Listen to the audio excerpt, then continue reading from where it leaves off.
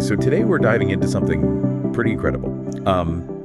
It's Jasmin Paris completing the Barkley Marathons. Right. And Yeah. it's That's pretty wild. it's clear that this is not just like any race that somebody finished. This is kind of a landmark thing, and we're going to really get into why that is, why this story captured so much attention, what makes the Barkley Marathons so unique, and hopefully by the end you'll have a better understanding of what Jasmin Paris did and why it's so important. Totally.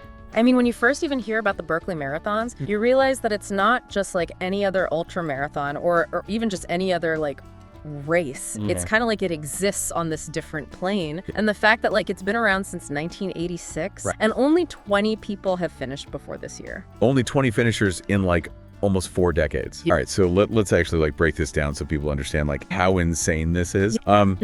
Something like 5 consecutive 20+ mile loops. So you would think like, oh, so it's just like a bunch of marathons basically. But like that's obviously not the case. What is it that makes this so much harder? I mean, the term marathon in the name, I think, is almost a joke. Because first of all, you're talking about 100 miles, which, you know, already a lot of ultramarathons are longer than that. But it's 100 miles of completely unmarked trail. Unmarked, okay. And when they say mostly off trail, they're talking about like you're bushwhacking through the woods. You're like going up and down, like crazy elevation. And speaking of elevation, you're talking about approximately 65,000 feet of elevation gain. That's insane. Which is like more than twice the height of Mount Everest. Oh. And you're doing that all on foot. Oh. Not like you're climbing up it. You're going up and down, and you're doing that over the course of like almost 3 days. Just trying to picture that in my head. Up and down the equivalent of Everest like 2.5 times. More than 2? More than 2 in like 3 days. So, and then here's where it gets really interesting for me. Gary Laz Cantrell, who's the race organizer, he suggested back in 2015 that women weren't tough enough to finish the Barkley Marathons. So when you hear that, and then you hear that Jasmin Paris finished it, what do you think the reaction was to that kind of statement from Laz back then? I think it kind of goes to show you what the culture of the Barkley Marathons is like. Laz has always kind of cultivated this mystique around it, almost impossible. And I think his comments, whether they were like a serious belief or not, probably reflected the reality at the time. But also, I think it was probably a way to kind of like egg people on. Like, I don't think you can do this, so prove me wrong. Almost like a challenge. Exactly. So, okay, so let's try to picture this moment. It's March 22nd at Frozen Head State Park, and Jasmin Paris is coming across the finish line.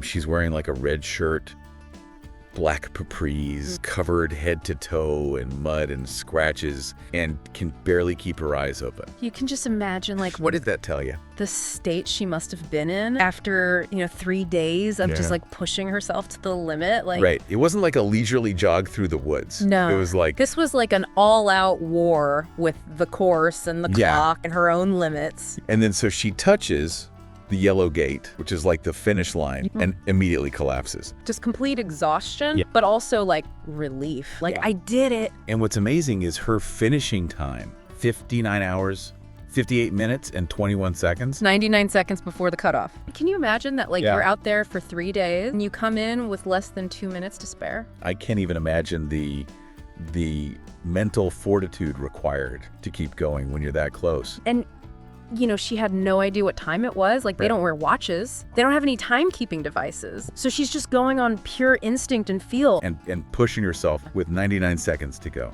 And this wasn't even her first time. No, this is her third Time attempting this race. And in 2023, she actually finished 4 of the 5 loops. So close. How important do you think like that experience was in